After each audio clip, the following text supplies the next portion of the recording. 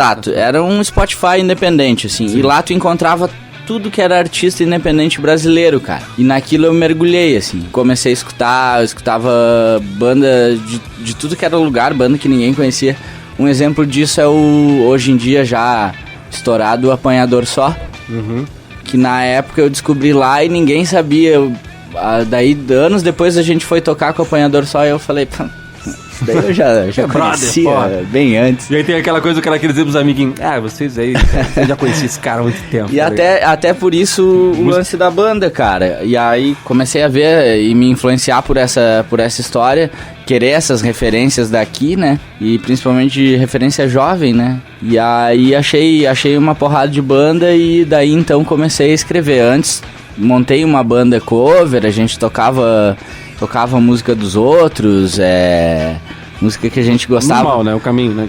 E aí me peguei ali com meus 17, tempo que eu trabalhava na rádio, era a fase do rock independente mesmo, né? Então veio os Strokes, Arctic Monkeys, isso aí foi a primeira definição que eu falei, não, é esse o caminho, sabe? Antes disso, muito hardcore e muito punk rock, Ramones o tempo todo, Ramones, porque era fácil, a gente precisava saber tocar as coisas. E aí começou a história da banda, comecei a gostar. Terminou minha banda cover, fiquei sem meus amigos, que cada um foi para um lado. Tem uma lacuna na nossa vida pós-ensino médio, assim, né? Sim, é normal. E aí nada acontece, tu não sabe o que tá acontecendo, cada um vai para um lado. E daí disso surgiu a minha ideia de montar os Helvéticos. E aí o Gustavo tinha uma banda na época, uma banda punk, e eles estavam ensaiando, acho que era o terceiro ensaio deles. E eu cheguei com 2 músicas prontas e falei, cara, de agora em diante vocês não tocam mais esse tipo de música. Toma. Vocês tocam essa música aqui que eu tenho pra mostrar pra vocês e vai ser assim, assado e deu. Que não é mais uma democracia. Não, acabou esse negócio. Eu quero tocar o punk rock, não. Acabou. E aí comecei com eles, brincando. Gravou num estúdio caseirão, assim, acho que até tu participou da primeira, né? Em Itapema? Do primeiro registro. Sim. E dali em diante foi ladeira abaixo.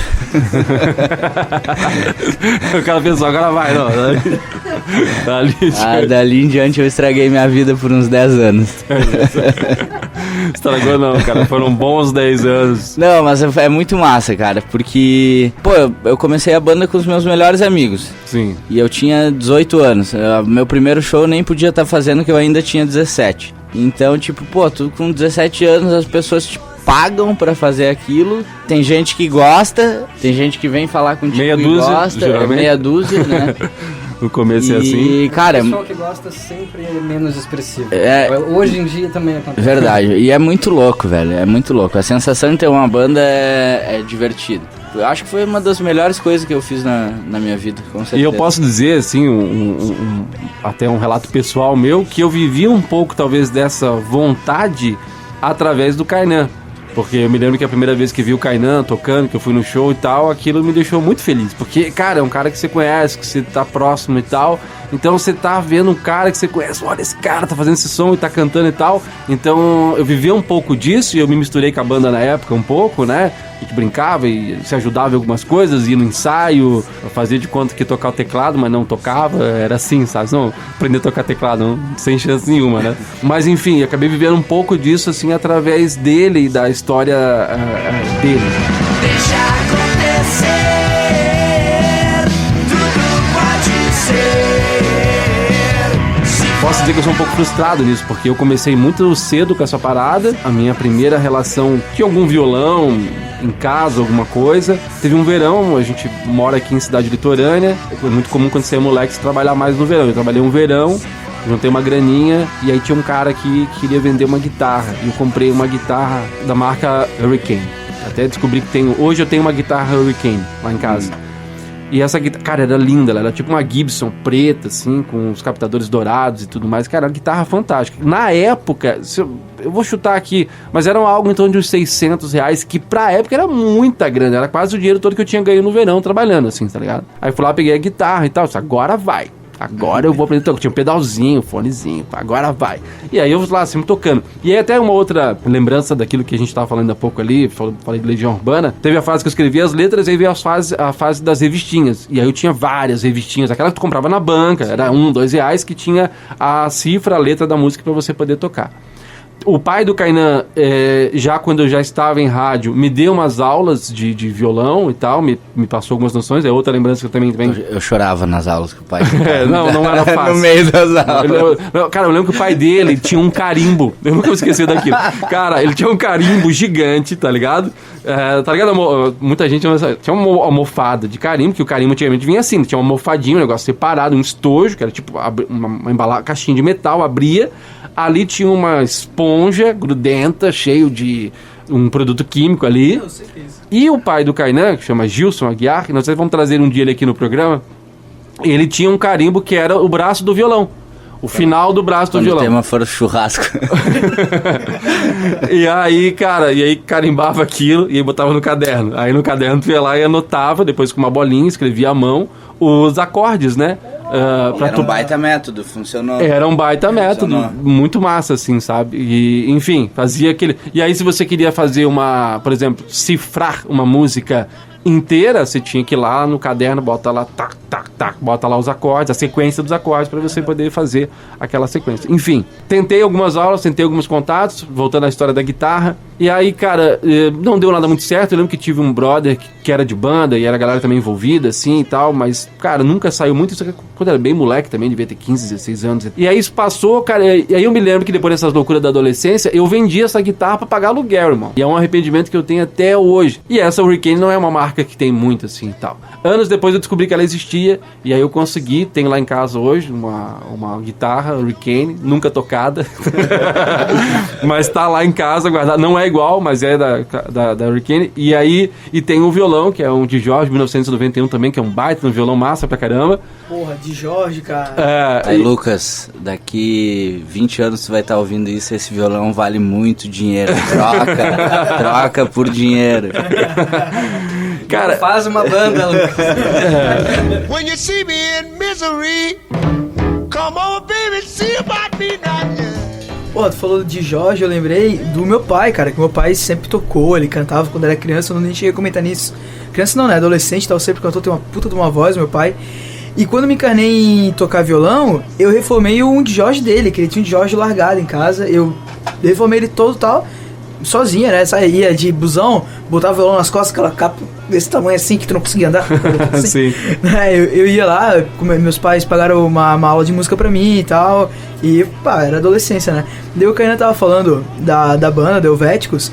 E eu não sei se vocês também tiveram essa impressão, né? Tipo, a galera toda aqui meio que cursou faculdade na mesma época, né? A faculdade... Dos alternativos? Galerinha descolada, né? Jornalismo, publicidade e tal. Meio que nos mesmos anos, a gente se esbarrava lá. E eu lembro muito, cara, de ir em muito festivalzinho de rock, bandas, tipo, tocando de noite e tal, e o Helvético sempre tava no meio, sabe? Eu acho que, assim, muita parte da minha juventude de sair com a galera, a gente, aquelas festas de sai 7 horas da noite, volta 7 horas da manhã, sem saber direito onde é que vai, o que faz, sim, só na cervejinha barata de 3 pila, e o Helvético tava em muitos lugares desse, outras bandas da região, eu acho que a gente, naquela época, eu não sei se é, sei lá, uma miragem minha, assim, olhando pra trás, mas tinha muito mais esse rock, assim, regional aberto pra gente, assim, sabe? Festivais menores, bandas independentes e tal. Eu lembro de viver muito isso naquela época. Mas eu acho que essa época que tu fala já é uma época de guerrilha, assim, de luta, né, Kainan? O Kainan passou por isso, assim, era um momento, assim, que a galera ainda insistia. Eu não sei como é que tá o cenário hoje, eu tô por fora, assim, mas tem um cenário, ainda tem lugares e tal, mas realmente é uma luta, né, brother? Assim, eu acho que a última cena que realmente aconteceu próximo de nós aqui foi o hardcore nos anos 2000 em Balneário Camboriú, assim. Sim. Depois disso, tipo, tá dando voltas no mesmo lugar sempre, sabe? Sim. Mas é aquela coisa, cara, metade de onde tu chega é o investimento que tu faz, assim. Cada vez que a gente dava um passo pra frente, a gente via que, teve que penar muito pra chegar até lá, então tem um pouco disso também, sabe? Dessa correria toda, assim. E a galera hoje em dia não quer saber, né, cara? Não quer saber mais. Ninguém toca. A gente, no começo da banda, se enfiava em qualquer lugar, com qualquer dinheiro, sem dinheiro, a gente tocava pra um x-salado. Eu acho que é por isso que durou tanto e por isso que a gente teve tanto reconhecimento. Apesar de não ter feito nada grandioso, a gente conseguiu chegar em tanto lugar por realmente não se importar em estar naqueles lugares, sabe? Hoje em dia acho que tem muito artista, assim, no sentido ruim da coisa. Sim. E o cara realmente não consegue...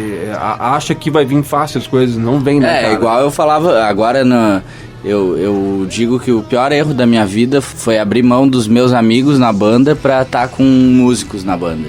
Sim. Porque, tipo, virou um trabalho, perdeu toda a graça do negócio, mas eu tinha o som que eu queria ter. Sim. Sabe? Com os meus amigos era uma merda a banda, mas era a melhor coisa do mundo, cara. Okay. E hoje, nos últimos anos da banda, eu tinha a banda com um som muito foda, só que, descia do palco e cada um pro seu lugar, ninguém se conversava, ninguém se gostava. Então é louco isso, né, cara? É bem louco também. É foda. E é uma parada que às vezes a gente não imagina, mas tem muito disso, né, cara? Que tem muita banda que toca assim, mas o cara não tem, às vezes, os músicos fixos. Aí o cara vai pra tal lugar, toca com a galera que tá na volta ali, cada um acabou, vai cada um pro lado e tal. Não tem brodagem, né? Vão tomar uma cerveja depois do show. E é muito também de saber o lugar que tu tá e onde tu quer chegar, né? Sim. Eu falava pros moleques, cara, se vocês querem aparecer no Faustão domingo, saiam da banda, que isso não vai acontecer. Que eu não vou deixar... Só se vocês caírem numa videocacetada, tá ligado? Uma que eu não vou deixar e duas porque não é isso, tá ligado? Sim. E rola um pouco disso também. Sim. O sonho, aquela coisa... Cara, eu acho que a última vez que isso aconteceu foi com os Beatles, né? E nunca mais vai acontecer. Então não existe isso. Hoje em dia eu tenho amigos meus que tu escuta o trabalho deles, assim, é um troço absurdo, falando muito bem sobre N questões, assim. O Escambau, uma banda de Curitiba, até devia ter... Vou falar na dica depois também. Aborda temas incríveis, assim, e os caras, tipo, tocam de segunda a segunda com 6 bandas diferentes pra conseguir botar dinheiro em casa, tá ligado? Sim. E viver de música hoje em dia, banda e tudo mais, cara, é complicado. Realmente é complicado. A cena que a gente vê, quem tá nessa lida mesmo aí, cara, tem que passar por muito perrengue, tem que correr atrás, porque senão não vem. Gostar. E tu tá falando disso de cena, e o Rio Grande do Sul é muito conhecido pelo rock também, né? Tipo, tu acha que essa época também acabou aí? É que no Rio Grande do Sul eu acho que teve um fenômeno chamado Rádio Ipanema. Que, porra, cara, era uma rádio que dava acesso a todas as bandas, então, tipo, todo mundo conhecia. Saca? Não tem como não dar certo se é uma coisa que tá acontecendo todo dia estão tocando tua música, então lá isso era muito forte, porque tinha essa brecha e não sei como eles conseguiam fazer isso, porque o Peter sabe que é tipo, quase impossível. Também foi uma outra época, né? Eu acho que os anos 80 ali do Rio Grande do Sul só, porque hoje em dia é só papo de Galdério, de Porto Alegrense, né? Não gaúcho. A lua inteira agora é um manto negro. E em algum momento a gente mencionou essas bandas que são importantes pra gente, mas vamos falar disso. Quais são as bandas mais relevantes pra gente, já que a gente tá hoje aqui destrinchando a nossa vida sobre música? Quais são as bandas que mexem com o nosso coraçãozinho, que faz o coração bater? As velhas, as novas, o que a gente tá ouvindo de novo e tudo mais. Diogo, você que anda meio calado, meio sumido, cante pra gente. Eu tenho as 3 principais bandas ali que me acompanham, eu acho que desde o momento que eu entendi que era rock and roll que eu escutava, né? Que é Metallica, Red Hot e Oasis. Mas tem muitas outras que vêm ali. Mas tem uma banda assim que tu defende? Porque eu tive essa fase de defender bandas, tá ligado? Assim, eu sou o maior fã, tá ligado? Não, eu não tenho assim... Teve esse negócio de comprar disco, comprar revista, pôster, essas coisas? Red Hot foi a principal, foi a banda que tava na estampa da camiseta. Isso. Sabe? Foi a banda que eu falava pra todo mundo escutar, que eu escutei vez após vez, que eu tive CD. Na época que eu embarquei mesmo pra escutar, foi o lançamento do By The Way, que é 2002, né? E que monstro de CD também. Bom também. Ali porque tinha uma expectativa muito grande, né? desse CD, né? É o Pós-Californication. O Pós-Californication e tal, Só né? que vem By The Way, vem Other Side, vem... Mas depois você descobriu que... Jefferson, Mas depois você descobriu, depois que antes de Californication tem coisa boa, né? Claro que sim. Obrigado. Mother's Milk, Blood Sugar Sex Magic. Eu me arrependo um pouco de ter demorado a expandir.